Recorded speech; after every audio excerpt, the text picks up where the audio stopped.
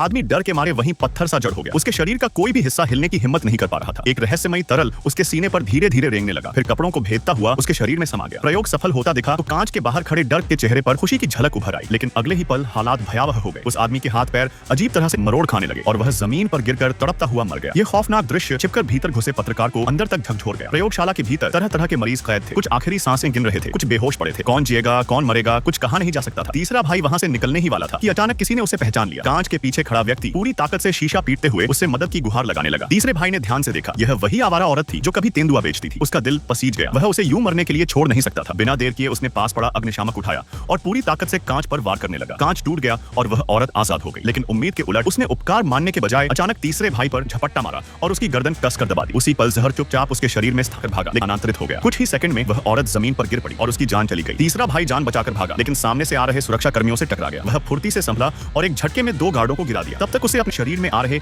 अजीब बदलावों का एहसास नहीं हुआ था। उसने भारी लोहे का दरवाजा लात मारकर खोला और वहां से निकल भागा। फाउंडेशन के लोग उसके पीछे पड़ चुके थे। दर्जनों बॉडीगार्ड उसे घेरने आ पहुंचे, उसे वहीं ढेर करने की कसम खाए हुए। जिंदा रहने के लिए उसे पूरी ताकत से दौड़ना पड़ा। भागते भागते उसने गिरे हुए एक विशाल पेड़ को बीच से तोड़ दिया। कुछ देर बाद बॉडीगार्डों ने पूरे इलाके को घेर लिया, लेकिन तीसरे भाई का कोई सुराग नहीं मिला। दरअसल वह नंगे हाथों से एक ऊंचे पेड़ पर चढ़ चुका था और कई मीटर ऊंचाई पर डाल से लटका हुआ था। इसी तरह वह पीछा छुड़ाने में सफल रहा। घर पहुंचते ही उसे भयानक भूख और प्यास महसूस होने लगी। उसने घर में रखा खाना बिना रुके निगलना शुरू कर दिया, लेकिन इससे भी उसकी भूख शांत नहीं हुई। मजबूर होकर उसने कूड़ेदान उलट दिया और कल का बचा हुआ बतख का पैर उठाकर खाने लगा। तभी पड़ोस से फिर वही परेशान करने वाली संगीत की आवाज आने लगी। शोर उसके कानों को छलनी कर रहा था। वह पहले तो शांति से समझाने गया, लेकिन सामने वाला बदतमीजी पर उतर आया। यह देखते ही तीसरे भाई के चेहरे पर खूंखार भाव उभर आए। पड़ोसी डर के